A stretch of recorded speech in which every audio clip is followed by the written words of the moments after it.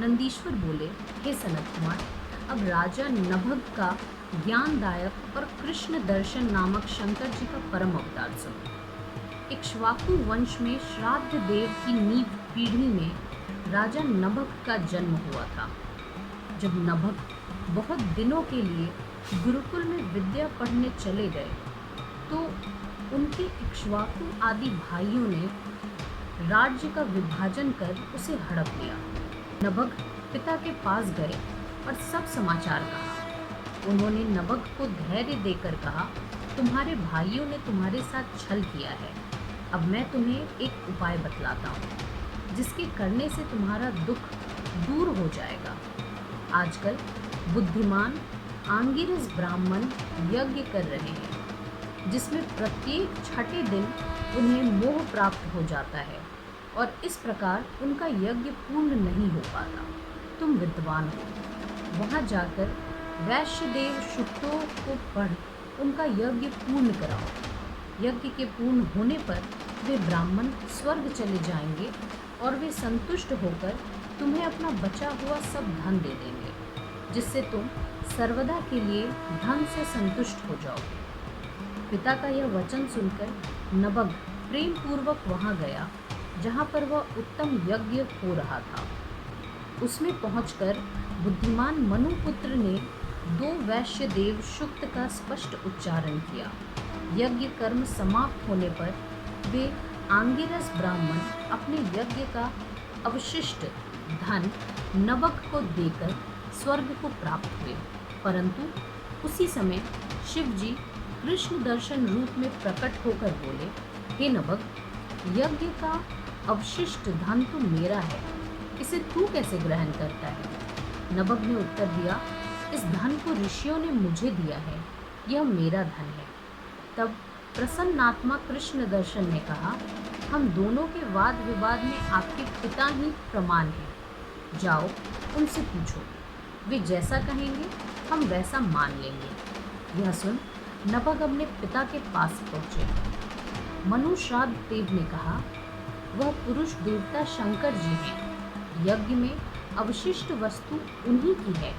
यदि वे कृपा करें तो तुम पा सकते हो। वहाँ तुम जाकर उनकी स्तुति करो। ऐसा कहकर मनु श्राद्ध देव ने अपने पुत्र को शंकर जी के पास लौटा दिया। नभग शंकर जी के पास पहुँच हाथ जोड़ उनकी विविध प्रकार से स्तुति करने लगे। तब शिव रूप कृष्ण दर्शन ने प्रसन्न हो नभग से कहा, मैं तुम्हारे व्रत से प्रसन्न हूँ। मैं तुम पर कृपा कर यह सनातन ब्रह्म ज्ञान देता हूँ कि तुम शीघ्र ही महाज्ञानी होकर सब वस्तुओं को ग्रहण करो। तुम विकार रहित हो सब सुखों को भोगो और मेरी कृपा सहित इन ब्राह्मणों के साथ सद्गति को प्राप्त हो। ऐसा कह सत्यव्रतियों पर दया करने वाले भगवान शंकर अंतर ध्यान हो गए। फिर अनेक सुखों को भोगते हुए अंत में नभग शिवलोक को चले गए। इस प्रकार कृष्ण दर्शन नामक नभग का आनंददायक शंकर जी का अवतार मैंने कहा, जो सब पापों का नाशक, सज्जनों को भोगदायक, मोक्षदायक और पढ़ने तथा सुनने वालों को सर्व कामनादायक है। जो मनुष्य इस चरित्र को सायंकाल स्मरण करेगा, उस बुद्धिमान को काव्य रचना तथा मंत्र रचना की शक्ति प्राप्त होगी और वह मोक्ष का भागी होगा। नंदीश्वर बोले, हे ब्रह्मा के पुत्र, अब मैं आपको अवधूतेश्वर महादेव का इतिहास सुनाता हूँ, जिन्होंने इंद्र के अभिमान को चूर्ण किया था।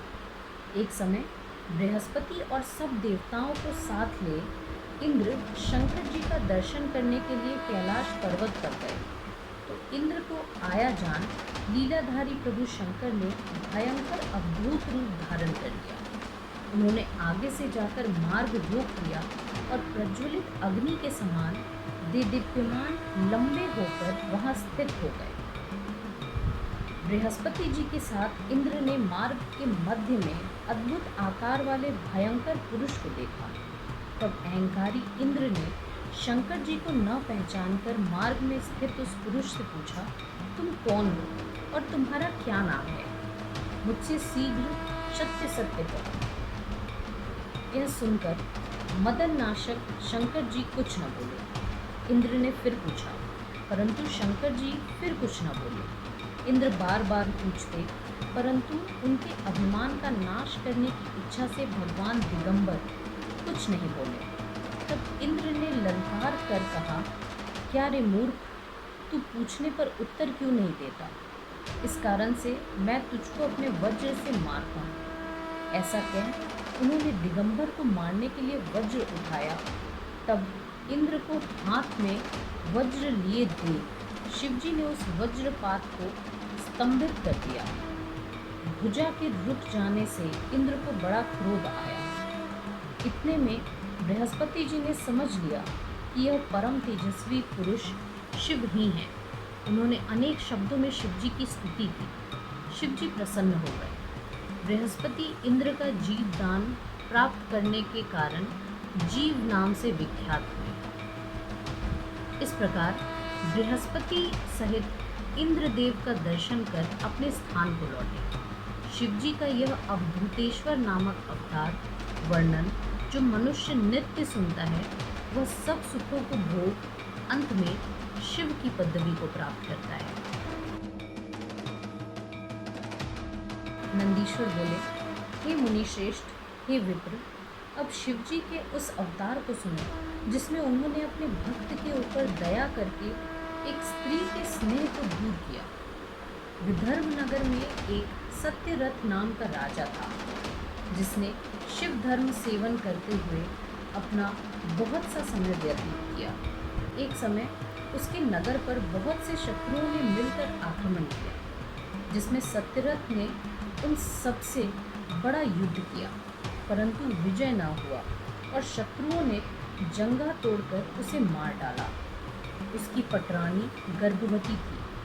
जब उसने देखा कि शत्रुओं ने उसे घेर लिया है, तो वह लुक छिपकर नगर से बाहर चली गई और शिवजी का स्मरण करते हुए बहुत दूर पूर्व दिशा में जाकर एक सरोवर के निकट एक सघन वट वृक्ष के नीचे अपना आश्रम किया। वहाँ उसे सर्व लक्षण संपन्न एक दिव्य बालक उत्पन्न हुआ। जब उस बालक की माता रानी सरोवर में जल पीने गई तो उसे घड़ियाल ने पकड़ लिया। सद्यजात बालक भूख प्यास से पीड़ित और माता पिता से हीन दशा में बहुत रोने लगा। यह देख शिवजी को बहुत दया आई। उन्होंने एक भिखारिन ब्राह्मणी को उधर प्रेरित कर दिया। वह अपनी गोद में अपना छोटा सा बालक लिए उधर आ निकली और उस माता पिता से हीन होते हुए बालक को देखा। भिक्षुनी को बड़ी दया आई। उसने उसे उठाकर पालन करना चाहा, परंतु अधिकार बिना उसका मन आगा पीछा करने लगा। महेश्वर शिवजी स्वयं भिक्षुक का रूप धारण कर सहसा वहां जा पहुंचे और उस ब्राह्मणी से बोले, हे विप्र भामिनी, अपने चित्त में स्नेह और खेद ना करो और इस पवित्र बालक को अपने पुत्र के ही समान जानकर इसका पालन करो। ब्राह्मणी ने प्रसन्न हो कहा, इस समय बड़े भाग्य से आप यहाँ आ गए। मैं आपसे यह जानना चाहती हूँ कि अंतत्वगत्वा यह बालक किसका है और आप कौन हैं, कहाँ से आए हैं? भिक्षुवर्य शंकर जी बोले, हे अंधे, यह शिव भक्त विदर्भ नरेश सत्यरथ का पुत्र है। इसका पिता युद्ध में शत्रुओं द्वारा मार डाला गया है।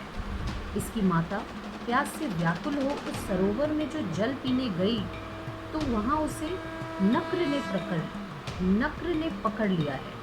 इस प्रकार शिवजी द्वारा उसकी उत्पत्ति सुन ब्राह्मणी बड़ी विस्मित हुई।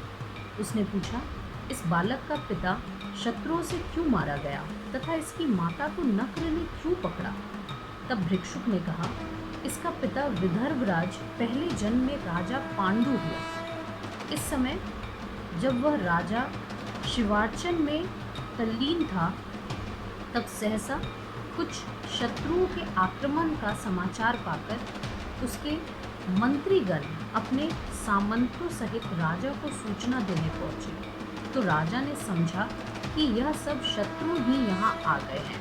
अतः उसने शिव पूजा को त्याग तत्क्षण वहाँ से उठ उन मंत्री आदि सबका सिर कटवा लिया, जिसके फलस्वरूप जब वह शिवव्रती फिर विदर्भ नगर में जन्मा तो शिव पूजा के समाप्त न करने से शत्रुओं द्वारा मारा गया। जो पूर्व जन्म में इसका सत्यरथ पिता था, वही इस जन्म में पुत्र रूप से हुआ है, तथा इसकी माता ने अपने पूर्व जन्म में अपनी सौत को छल से मार दिया था। उसी पाप से इस जन्म में उसे नक्र ने खा लिया है।